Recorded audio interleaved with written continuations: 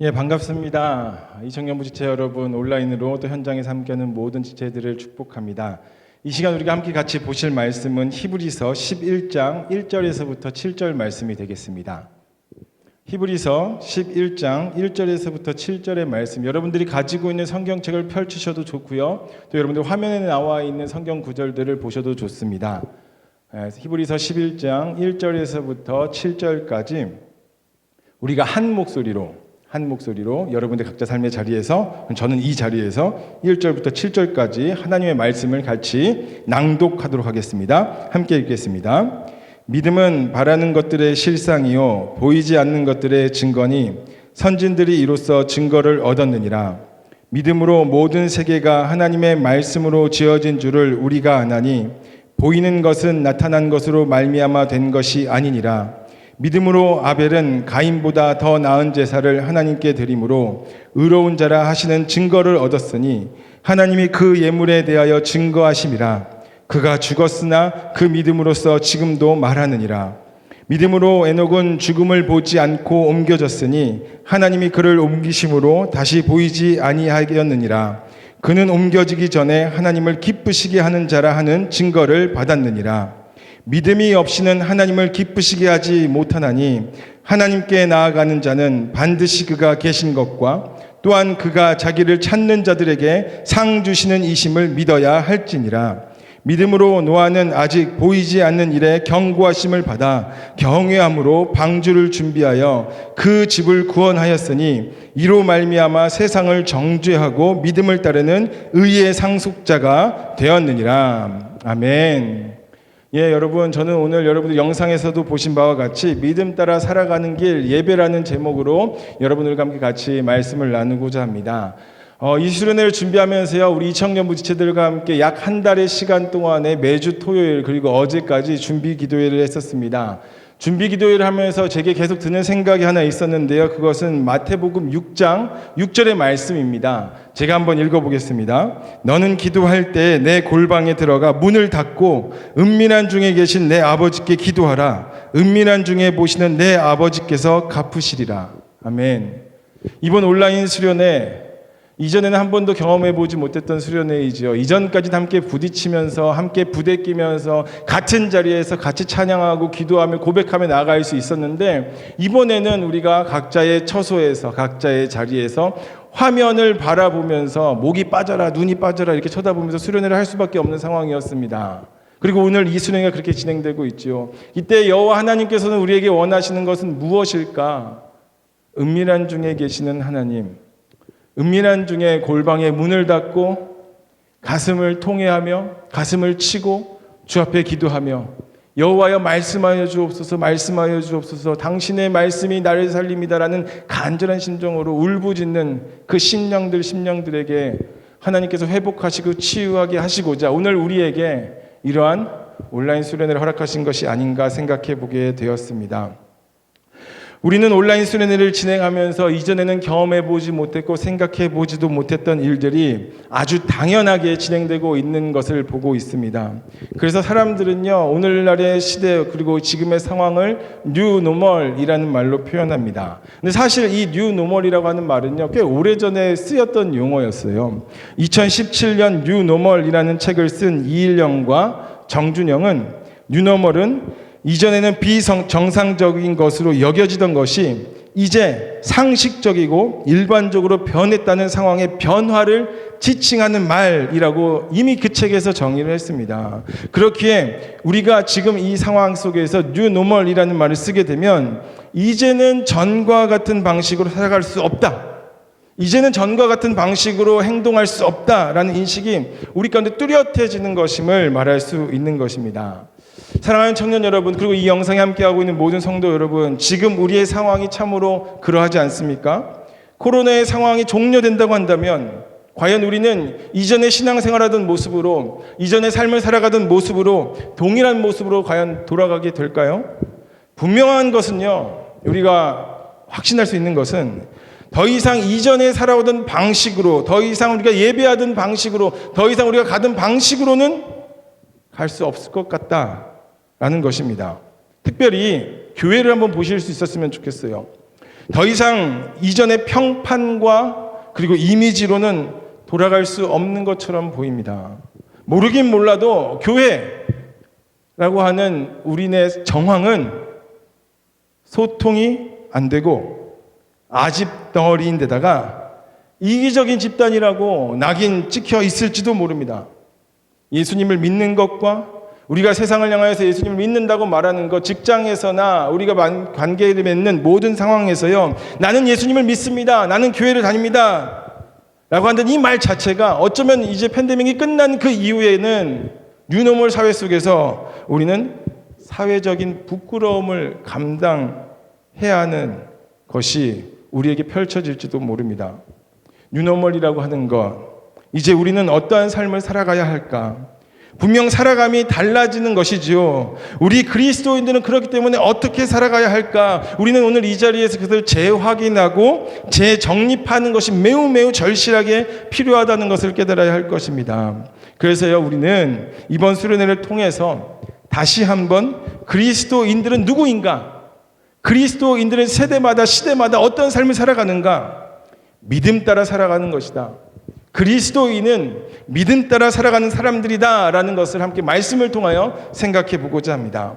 성경에 우리가 보게 되는 많은 인물들과 그리고 기독교의 역사를 보게 되면 시대를 불문하고 하나님의 사람들은 믿음 따라 살아가는 것을 우리는 발견합니다.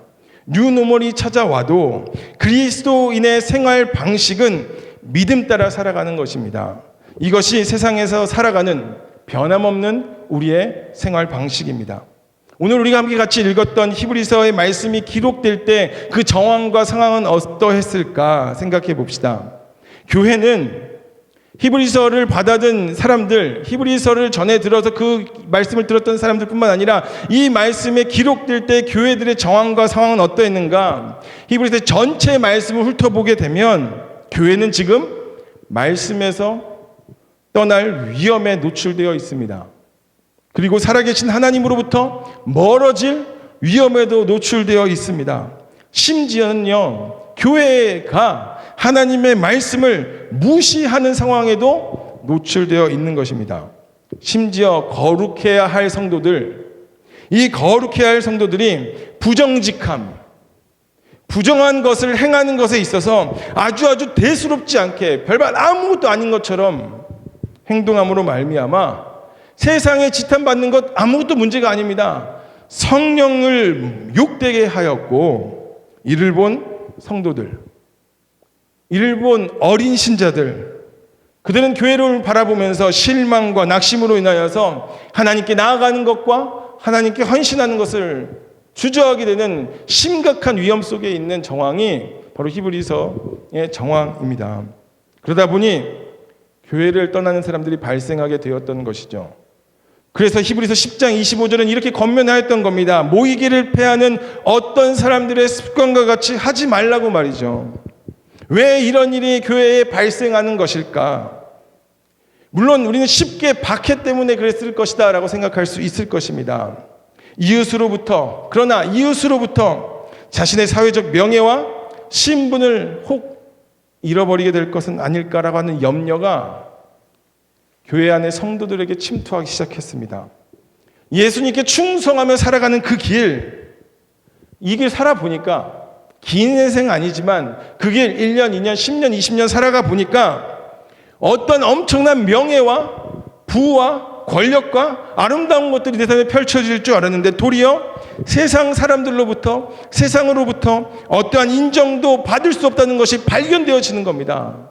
그러한 사회적 좌절 때문에 어느덧 성도들은 시들시들 병들어가고 있었던 겁니다. 그래서 신앙의 열기와 확신은 점점 식어져 갔고요. 식어져 가니 성도의 아름다움, 빛됨, 소금됨은 점점 사라져 감으로 말미암아 이제는 비방과 수치로 말미암아 부끄러움 가운데 거하게 된 것입니다. 그러니 생각해 보십시오. 이 상황과 이 정황 가운데서 모이려고 하는 사람들의 좌절감과 낙심을 생각할 때에 누가 과연 교회에서 버틸 수 있겠습니까? 누가 과연 성도라고 이 말하는 것의 아름다우심을 망각한 채 세상 가운데 버틸 수 있겠습니까? 성도는 하나님 나라에 대한 시선을 잃어버리게 되었고 점차 사회적 명예에 관심을 갖기 시작합니다. 더 이상 주를 위해 저항과 손해를 감수하는 삶 이제는 안 하겠노라 합니다. 어느덧 교회는 세상과 구별된 거룩한 공동체가 아니라 어느덧 교회는 세상과 동기화돼 버리고 마른 것입니다. 그런데 한번 잘 생각해 볼 수 있었으면 좋겠습니다. 이것이 히브리서 상황 가운데 있는 사람들만의 상황인가? 팬데믹이라고 하는 1년 반이라는 시간을 보내면서 오늘 우리는 우리 스스로에게 자문자답하며 우리네 신앙과 우리네 교회적 정황과 세상 가운데 있는 우리의 교회의 모습은 어떠한가 돌아볼 수 있는 시간이 충분히 많지 않았습니까? 생각해 보건대요. 히브리서의 정황은 오늘 우리의 상황과 별반 다르지 않고 유사한 것 같습니다. 코로나가 몰고 온 뉴노멀의 상황에서 세상이 교회에 부여한 이미지는 천덕꾸러기가 되었고 우리의 명예는 땅에 떨어지고 말았습니다. 우리를 향한 비방과 수치는 말할 것도 없고요. 이런 상황에서 신앙생활하는 우리들 어떻습니까? 이런 상황에 놓인 우리들을 향하여서 히브리서 11장은 히브리서의 성도들뿐만 아니라 오늘 우리에게도 그럼에도 불구하고 인내가 필요합니다. 당신의 식어버렸던 열기와 잃어버린 확신을 되찾는 것이 필요합니다. 라고 외치고 있다는 것을 여러분들 인식하시기 바랍니다. 그래서 아마도 히브리서는요, 성령 하나님의 말씀을 따라서 오늘도 우리에게 이렇게 말하는 것 같아요. 성도 여러분, 믿음 따라 살아가는 것을 포기하지 마세요. 우리가 세상에서 살아가는 방식이라고 하는 것은 믿음 따라 살아가는 것입니다. 이 땅의 명예를 쫓고 그 수치로 말미암아 부끄러워하는 것이 아니라 믿음 따라 살아가는 것이 우리가 걸어왔고 우리가 걸어가야 할 길입니다. 라고 말이죠. 그래서 히브리서 11장, 우리가 같이 읽었던 11장 1절과 2절은 우리에게 먼저 믿음에 대해서 생각해보라 말씀하고 있습니다. 믿음이 무엇이라고 말하고 있던가요? 11장 1절과 2절을 읽어보니 믿음은 바라는 바가 실제로 드러나는 것. 그런데 어떻게 합니까? 그것을 확신하는 거라고 합니다. 우리가 확신으로 붙잡고 움켜쥐는 것입니다. 보이지 않는 하나님의 약속들이 지금은 내 눈에 보이지 않고 그것이 지금 내 상황에 이루어지는 것 같지 않을지라도 그것이 이루어질 줄을 믿고 확신하는 것입니다. 믿음이란 비록 하나님이 약속하신 것들이 지금 우리 눈에 있어서는 불가능해 보이는 것 같다 할지라도 하나님의 약속하신 것들을 계속해서 의지하는 것이라고 말합니다. 그런데 이것은 놀랍게도 우리가 처음 스타트하는 것이 아닙니다.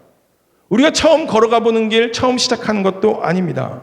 우리보다 앞선 많은 믿음의 선진들, 믿음의 신자들, 그들이 이미 걸어가 그 길이 결코 헛되지 않았노라고 증언하는 삶의 방식이라는 것입니다.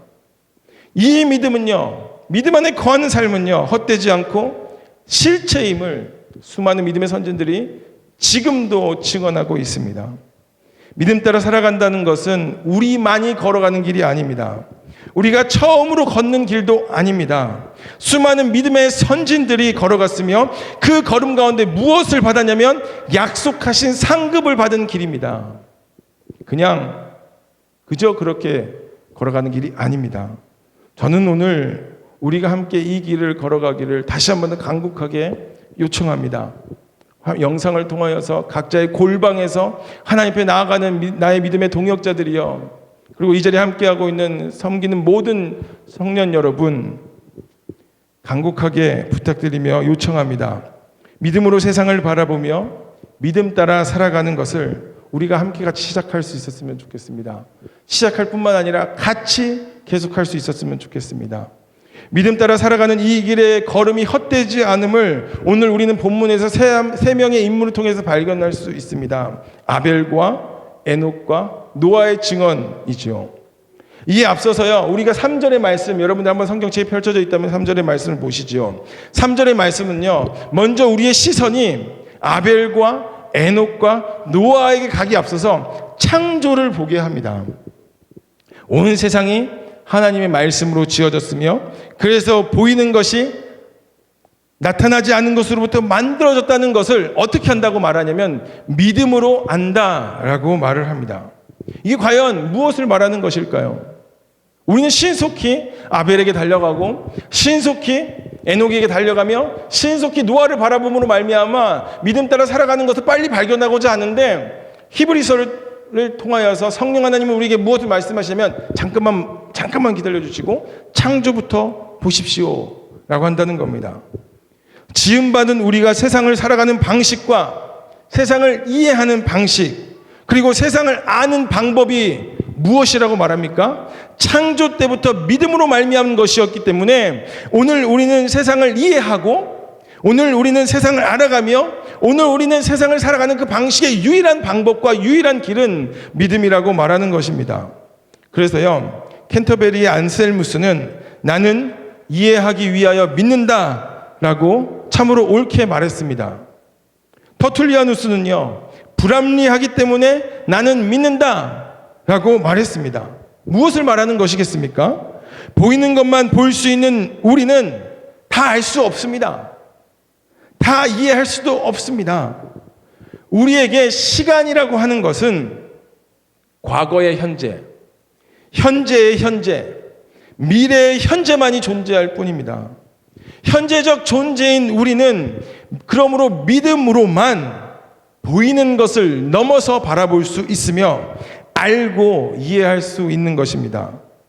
이제 그러하기 때문에 우리는 이러한 이해 방식을 따라서 오직 믿음으로만이 볼 수 있다는 그 전제 아래서 이제 세 인물 함께 같이 보시길 원합니다. 먼저 아벨입니다. 히브리서는 아벨에 대해서 한 절로 말하고 있습니다. 그래서 우리는 이것을요, 창세기 4장에 있는 말씀과 함께 같이 보려고 합니다. 창세기 4장 3절에서부터 4절의 말씀을 보면 가인은 땅의 소산으로 제물을 삼아 여호와께 드렸다라고 말을 합니다. 그런데 아벨은 양의 첫 새끼와 그 기름으로 여호와 하나님께 드렸다라고 말씀합니다. 둘 다 여호와 하나님께 제물을 드립니다. 제물을 드리면 자신을 드리는 것이었습니다. 아벨과 그의 제물만을 그런데 하나님께서는 받으십니다. 가인과 그의 제물은 받지 않으십니다.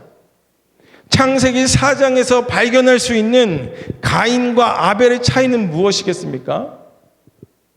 창세기 4장에서 발견할 수 있는 가인과 아벨의 차이라고 하는 것은요, 여러분 화면에 보이는 첫, 제가 노란색으로 표시했거든요.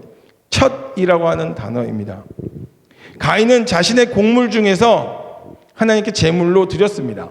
이게 뭐가 나쁜 것일까요? 뭐가 잘못된 것이겠습니까? 무엇이 문제겠습니까? 그런데요, 뒤에 나와 있는 아벨의 그 첫이라고 하는 표현을 함께 보게 되면 가인은 자신의 곡물을 하나님께 드린 것은 맞지만 제일 좋은 것을 드린 것은 아니라는 겁니다. 반면에 아벨은 자기에게 있어서 제일 우선되는 것, 제일 좋은 것, 그 양의 첫 새끼와 그 기름으로 하나님께 드렸다라는 차이를 보여주고 있습니다. 히브리서는요, 바로 이러한 차이를 무엇이라고 말하냐면 믿음으로 라고 그 차이를 말합니다. 이 차이가 믿음에서 나타난 것으로 아벨은 하나님을 향한 믿음으로 더 나은 제사를 드렸다고 말하는 것입니다. 믿음은 단순히 그렇지 확신하는 정도가 아니라 하나님을 향한 나의 태도, 나의 행동에서 출발한 순종의 자세를 반드시 수반하는 것입니다. 가인은 자신의 재물이 받아들이지 않자 어떠한 행동을 보입니까? 계속해서 창세기 4장의 말씀을 보면요, 그는 분노합니다. 과연 신앙의 사람이 하나님을 믿음으로 말미암아 그의 마음을, 그의 자신을 제물로 드린 자가 하나님 앞에 분노할 수 있을까요? 이 분노라고 하는 표현 또한도 가인이 하나님을 향하여서 불신앙 가운데 제물을 드렸다는 것을 알려줍니다. 근데 가인이 분노한 이유는 하나님께서 거절하셨기 때문이라 성경은 말하지요. 가인은 자신의 분노를 다스리지 못했습니다. 그는 불신앙 가운데 여전히 하나님께 제사를 드렸던 것입니다. 가인의 제사는 불신앙을 나타내고 그가 드린 제물은 불신앙 속에 드려졌기 때문에 믿음으로 아벨은 하나님께서 제물과 함께 아벨을 받으셨지만 믿음이 없는 가인은 받아들여지지 않은 것입니다. 계속해서 창세기 4장은 가인에 대해서 이렇게 말합니다. 죄가 가인을 원할 정도로 가인의 삶은 선하지 않았으며 그의 태도와 행동은 믿음 따라 휘둘리고 믿음에 따라 장악된 인생이 아니라 죄의 장악력에 휘둘린 인생이라 성경은 말씀합니다. 그러나 아벨은 달랐습니다. 그의 재물이 뛰어났기 때문이 아니라 아벨의 믿음으로 인하여 하나님을 향한 태도와 행동이 수반된 그 믿음의 더 나은 제사로 말미암아 하나님께서 그를 받으신 것입니다. 아벨은 가인에 의하여 비록 죽었으나 믿음으로 살아간 그의 삶은 의로운 자라고 하는 증언을 얻었을 뿐만 아니라 지금도 믿음으로써 아벨의 믿음은 말하여지고 증언되어지고 있습니다. 성경에서 아벨에 대한 기록이 또 어디 있을까 심심해서 찾아봤습니다. 찾아봤더니요, 창세기 4장, 그리고 마태복음 23장, 누가복음 11장, 각각 한 구절, 그리고 히브리서 오늘 같이 읽었던 11장 4절에 있는 말씀과 12장 24절에서 나오더군요. 그게 끝입니다. 그런데 이 아벨에 대한 내용, 그에 대한 내용은 오로지 한 가지뿐입니다. 아벨의 삶은 믿음으로 제사를 드렸다. 더 나은 제사를 드렸다. 아벨이라고 하는 사람의 전체 인생을 압축해 준 표현은 그가 믿음 따라 살아갔다. 믿음 따라 제사를 드린 삶이다. 믿음 따라 살아간 그의 삶 전체가 믿음으로 하나님께 예배하는 삶이라고 말해주는 것입니다. 사람의 제일 되는 목적을 향하여 소요리 문답에서는 이렇게 말하지 않습니까? 하나님을 영화롭게 하고 그를 영원토록 즐거워하는 것입니다. 사람은 하나님을 예배하는 존재로 지음받아 예배하는 삶을 살아가는 존재입니다. 아벨은 지음받은 존재로서 믿음으로 하나님을 기뻐하시는 삶을 살았습니다. 비록 그가 죽임을 당했지만 우리에게 예배하는 존재로서 믿음 따라 살아감이라고 하는 것이 하나님을 기뻐하는 삶이다. 하나님을 기뻐하시게 하는 삶이다. 우리의 참된 기쁨과 행복이라는 점을 지금도 증언하고 말하고 있습니다. 계속해서 우리가 에녹을 함께 같이 볼까요? 에녹은 창세기 5장에서 나오는 아담의 계보, 족보라고 하지요. 그 족보를 보게 되면 유일하게 죽음으로 끝나지 않는 사람입니다. 그는 300년 동안 하나님과 동행하며 자녀를 낳았다고 창세기의 말씀은 증언합니다. 그리고 그가 죽음을 경험하지 않은 것은 히브리서에서 말하기를 하나님께서 그를 데려갔기 때문이라고 말씀합니다. 히브리서는 하나님이 그를 데려가신 이유를 이렇게 요약합니다. 믿음으로. 믿음 때문이라고 말합니다. 에녹의 하나님과의 동행을 보자니 하나님으로부터 데려감 받기 전에 히브리서는요 이렇게 표현합니다. 하나님과 동행이 무엇이었는가? 하나님을 기쁘시게 하는 삶이었다. 하나님을 기쁘시게 하는 삶으로서 인정받은 에녹의 삶은 창세기에서는 동행이라 표현한 것입니다. 성경에서 에녹을 언급한 부분을 또 찾아봤습니다. 창세기 5장에서 언급하더군요. 히브리서에서 말씀합니다. 그리고 유다서에서도 말씀합니다. 근데 그게 전부입니다. 에녹이라고 하는 인물, 하나님께서 그를 인생 가운데 죽음을 보지 않고 데려가셨으니 얼마나 위대한 인물입니까? 오늘 우리가 그의 삶을 본받을 수 있다고 한다면 얼마나 귀하겠습니까? 그런데요, 성경은 놀랍게도요, 그게 끝입니다. 에녹에 대해서 알려주고 에녹의 삶이 어떠했는지 우리가 본받아야 될 믿음의 표본으로서 모범으로서 에녹의 모습이 어떠한지 알려주는 것은 그게 끝입니다. 무엇을 말하는 것이겠습니까? 에녹의 삶 전체가 믿음으로 하나님을 기쁘시게 하는 삶이었다. 그의 삶은 한마디로 하나님을 기쁘시게 하는 삶이었다. 무엇으로요? 믿음으로 라고 표현하는 것입니다.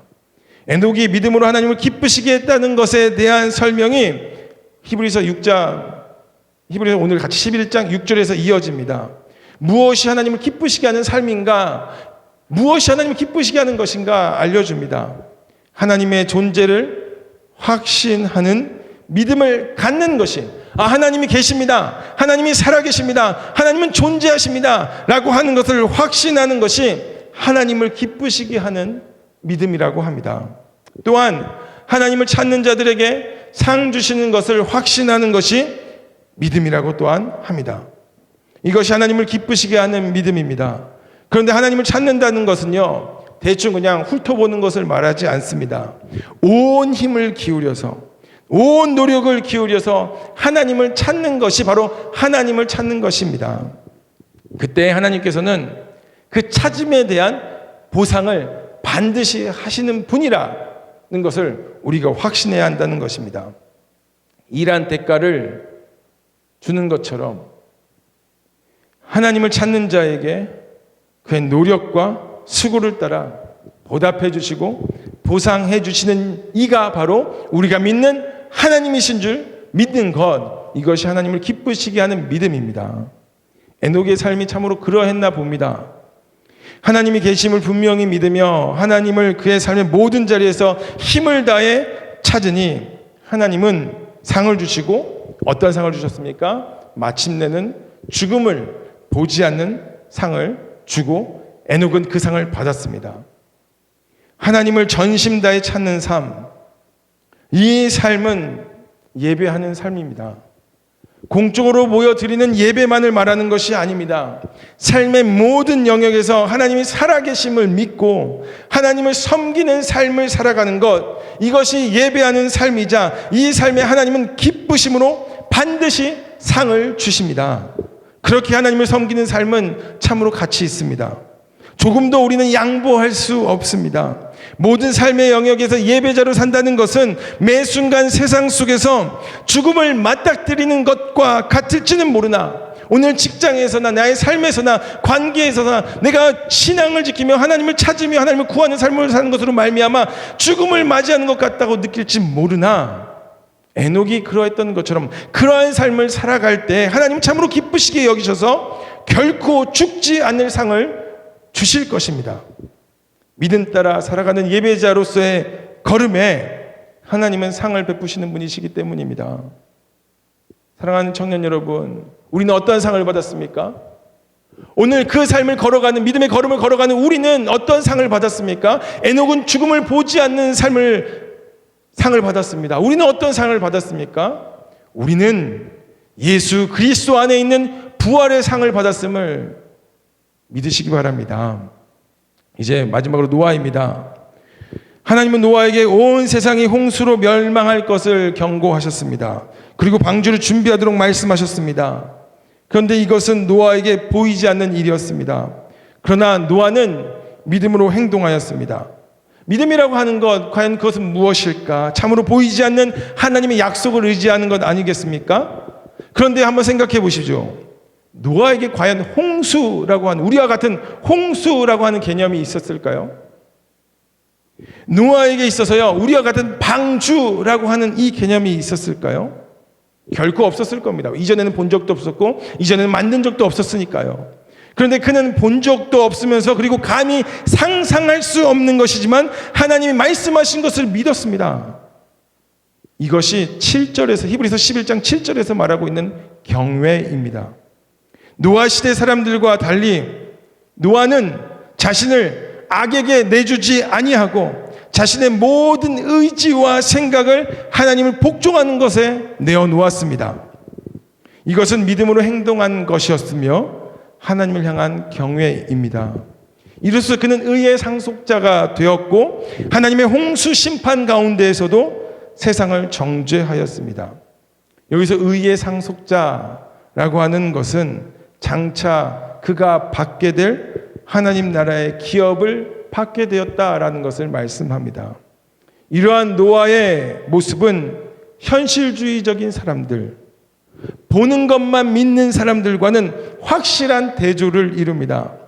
세상의 온갖 조롱과 비난과 모욕을 감당하면서까지 하나님의 약속을 확신하고 믿음 따라 방주를 지어가는 노아를 여러분 지금 이 시간 상상해 보십시오. 세상의 조롱과 비난, 사회적인 소외를 경험하면서 믿음으로 살아가야 하는 히브리서의 독자들, 그리고 오늘 이와 같은 세상을 살아가는 오늘 우리들에게 믿음 따라 살아가는 그 걸음은 방주를 향한 노아의 걸음과 같다는 것을 우리에게 말씀합니다. 세상의 조롱과 비난, 심지어 모욕 속에서도 하나님을 향한 예배자로 살아가는 것, 이것이 노아가 우리에게 보여준 믿음 따라 살아가는 길입니다. 믿음 따라 살아가는 성도의 삶은 믿음 따라 살아갔다고 할지라도 우리가 같이 살펴본 아벨처럼요, 하나님의 약속하신 것이 내 삶에 지금 온전히 이루어지는 것을 보지 못한 채 죽을 수도 있습니다. 한편으로 우리가 믿음 따라 걸어갈 때 죽음을 보지 않았던 에녹과 같이 사망을 이기는 승리의 약속을 경험할 수도 있습니다. 노아와 같이 조롱과 비난을 세상 가운데 받는다 할지라도 약속을 이루실 하나님을 믿으며 믿음 따라 걸어갈 수도 있습니다. 하나님의 창조하심 때부터 지금 이 순간까지 우리는 믿음을 따라 세상을 바라보고 믿음으로 모든 것을 이해합니다. 우리가 삶을 살아가는 방식은 변함없이 믿음으로 믿음 따라 걸어가는 것입니다. 그렇게 하나님이 계신 것과 하나님이 상 주시는 분이심을 믿는 것, 이것이 오늘 우리에게 있어서 믿음 따라 살아가는 길입니다. 하나님이 계신 것과 하나님이 상 주시는 분이심을 믿는 것, 이것을 믿고 하루하루 살아가는 것이 믿음 따라 걸어가는 길입니다. 히브리서 11장의 끝부분 보시겠습니까? 36절 이하의 말씀을 보게 되면요, 믿음으로 끝까지 견딘 무명의 신자들이 겪은 고초와 어려움들을 나열해 주고 있습니다. 믿음으로 약속과 상급이 증거된 믿음의 인물들에서부터 출발해서 우리가 보았던 아벨, 에녹, 노아에서부터 시작하여서요, 그 끝이 어떤 모습인고 보아하니 이름 하나 알려지지 않은 무명의 우리들에게까지 닿는 겁니다. 그래서 각양각색의 상황에 놓인 우리를 믿음 따라 살아가는 길로 초대하는 것입니다. 믿음 따라 살아가는 우리에게 예배는 매우 중요합니다. 왜냐하면 그 길을 걸어가는 우리에게 예배는 우리의 마음을 훈련하기 때문입니다.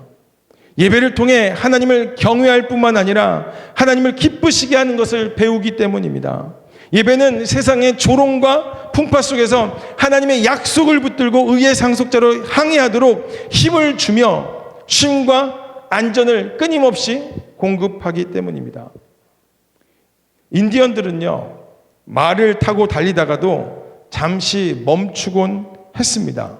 왜냐하면 영혼의 속도는 말의 속도를 따를 수 없기에 영혼이 당도되기를 기다리는 것이라고 합니다. 시간의 성소, 하나님이 좌정하시는 안식일, 오늘 우리에게 주일의 의미도 그런 것 아니겠습니까? 예배드림도 그것을 의미하는 것 아니겠습니까? 잠시 멈춰서라는 것입니다.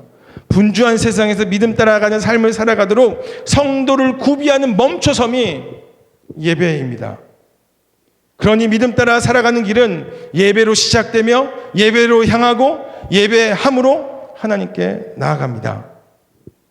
단지 한 주에 한 번 교회에 모여서 찬양하고 기도하고 말씀 듣는 것 정도로 예배를 생각할 수 없습니다. 예배는 하나님이 우리를 하나님의 자녀로서 우리를 빚어내는 장소가 됩니다. 하나님은 우리를 예배 현장에서 우리의 삶을 확장케 하십니다. 우리는 믿음으로 예배를 드리기 시작하여 삶의 전 영역에서 하나님이 기뻐하시는 삶을 모든 시간, 모든 장소에서 예배하는 인간으로 살아냅니다. 이제 우리는 하나님의 약속을 굳게 확신하고 붙들어 하나님을 경험함으로 한 번도 보지 못하고 감히 상상할 수도 없는 것이라 할지라도 세상의 조롱과 비난과 모욕이 뒤따른다 할지라도 믿음 따라 살아가는 것입니다. 이제 말씀을 정리하며 말씀을 마치고자 합니다. 믿음 따라 살아가는 길로서 예배를 보여주었던 인물을 여러분들에게 소개합니다. 그 사람은요, 여러분들 아마 보셨을 겁니다. 교회 오빠라고 알려진 이관희 씨입니다. 지금은 소천하셨지만 우리에게 이런 말을 남겼습니다. 하나님은 눈부신 삶을 사는 사람을 증거로 삼으시지만 고통 속에서 주님을 놓지 않는 사람도 증거로 삼으신다. 다시 한번 읽겠습니다. 하나님은 눈부신 삶을 사는 사람을 증거로 삼으시지만 고통 속에서 주님을 놓지 않는 사람도 증거로 삼으십니다. 우리에게 믿음 따라 살아가는 길이 무엇인지 알려줍니다. 기회가 된다면 여러분들이요, 이 영화를 보실 수 있었으면 좋겠고 책도 한번 보시면 좋을 것 같은데요. 우리는 시간 관계상 간략하게 5분 정도 되는 영상을 이 시간 함께 보면서 기도의 시간으로 나아가고자 합니다. 함께 같이 영상 보시겠습니다.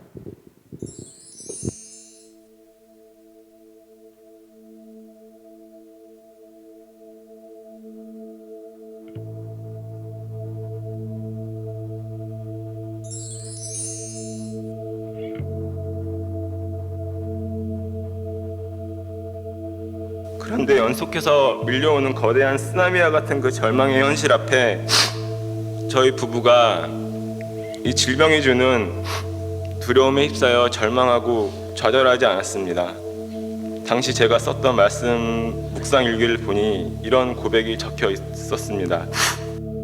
벼랑 끝에 위태롭게 서 있는 사랑하는 아들을 향해 두 팔 벌려 안고 계시는 주님의 손길. 환날 날에 나를 부르라. 내가 너를 건지리니 내가 나를 영화롭게 하리라. 너는 내게 부르짖으라. 내가 내게 응답하겠고 내가 알지 못하는 크고 은밀한 일을 너에게 보이리라. 하나님은 이런 분이심을 믿습니다.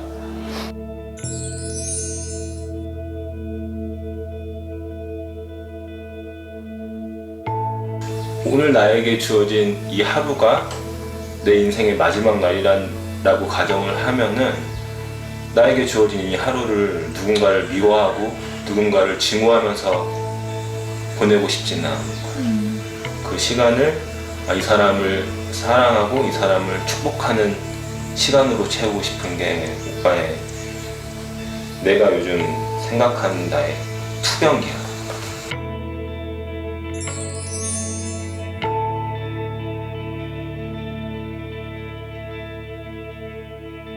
오빠 요즘 기도 제목이 내 안에 나는 죽고 오직 예수님만 사는 삶. 이게 어떻게 보면 굉장히 멋있는 말이고 굉장히 어려운 말인데, 근데 이제 생과 사의 갈림길에 서 있는 나나 은주나 우리는 그거를 할 수 있는 상황이야.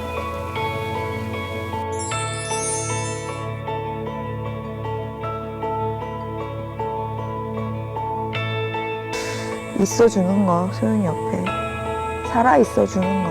이렇게 문득문득 이제 그런 상상을 하는데, 소연이의 그 인생의 걸음걸음마다 엄마 아빠가 옆에서 같이 이렇게 동행해주는 그 삶의 모습이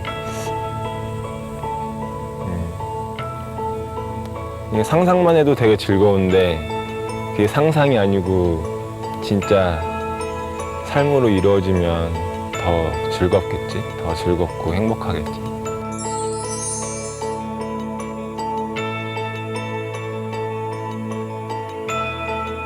저도 그럴 때마다 하나님께 서운한 마음이 들 때는 있는데, 그때마다 하나님을 원망하지 않는 법이, 저는 나만의 손익계산서를 쓰거든요.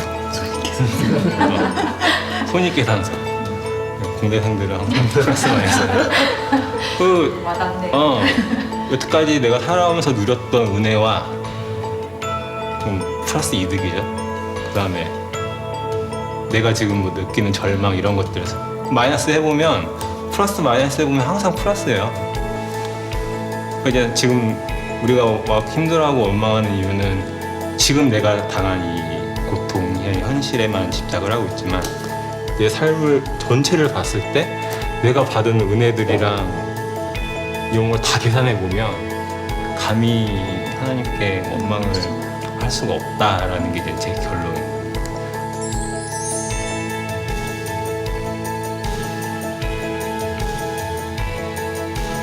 하나, 둘. 왜 저보고 하루라도 더 살아야 되냐라고 물어봤을 때는, 하루라는 시간을 통해서 제가 조금이라도 더 온전해질 수 있는 기회를 갖고 싶은 거예요. 이야! 오, 정확해. 우와! 잘하는데? 이야!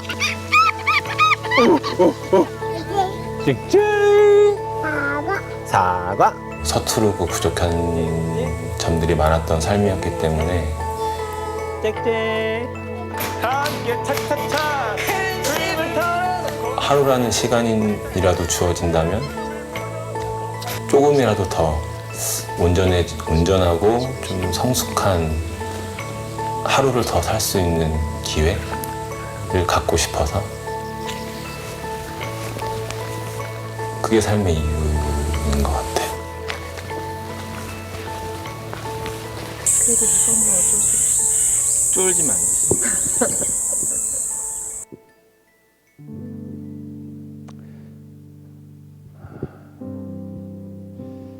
우리는 믿음 따라 살아가리 라는 주제 가운데 믿음 따라 살아가는 길 예배라는 내용으로 말씀을 같이 살펴봤습니다.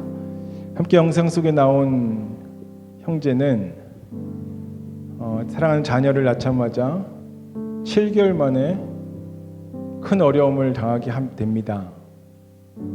말기 암 환자가 되고 아내는 혈액암 환자가 되며 사랑하는 어머니는 먼저 하늘나라 가시고 맙니다. 모든 일들이 7개월 만에 이루어졌습니다. 사랑하는 자녀가 태어나고 난 이후에요. 어떤 이들은 아벨과 같이 하나님이 약속하신 것을 보지 못하고 죽을지도 모릅니다.